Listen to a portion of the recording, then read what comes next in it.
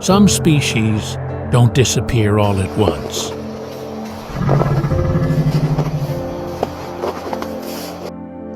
They fade slowly, and it starts silently. At first, nothing seems different. Then, living becomes just a little harder. And at some point, every step becomes a negotiation with death. That's how it began for the mammoths. There was a time when they were among the most perfectly adapted creatures on Earth. -50 degrees was not a problem. Their blood carried oxygen without freezing. Their thick fur shielded them from the wind, and their 6-ton bodies made them nearly untouchable. But every advantage comes at a cost.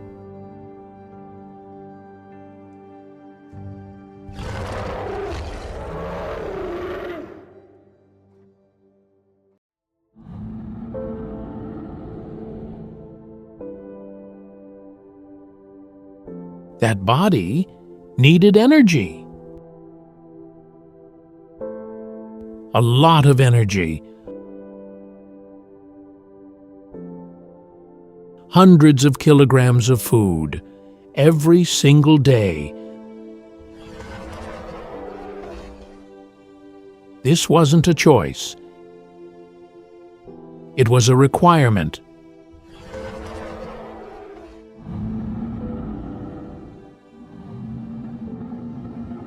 And every day, that energy had to be found.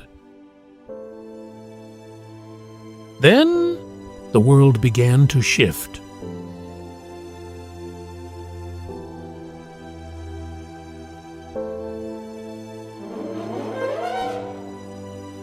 The ice retreated.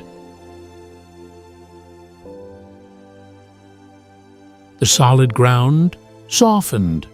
The open plains turned into wetlands.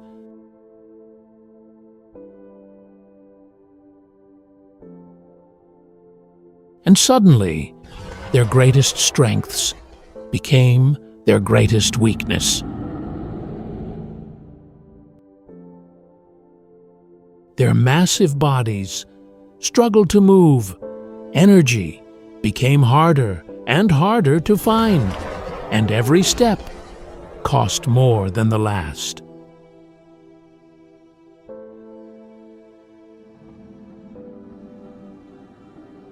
This wasn't a sudden collapse.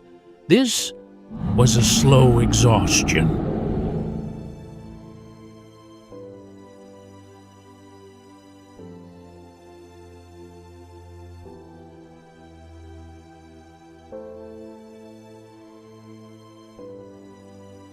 And then humans arrived.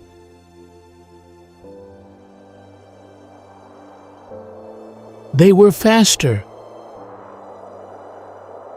smarter, and they worked together. For the mammoths, this was a new kind of threat, but it wasn't the real problem.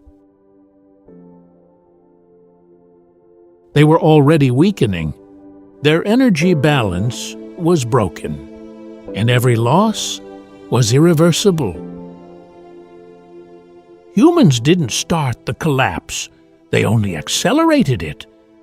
Then they didn't disappear, they shrank. Small groups, isolated on distant islands, genetic diversity began to fade. Weakness passed from one generation to the next, and at some point, they were no longer what they once were. When the last mammoth died, it wasn't a sudden event. It was the final point of a long process. Slow, invisible, inevitable. And maybe the most unsettling part is this: This kind of ending doesn't belong to the past. It happens all the time.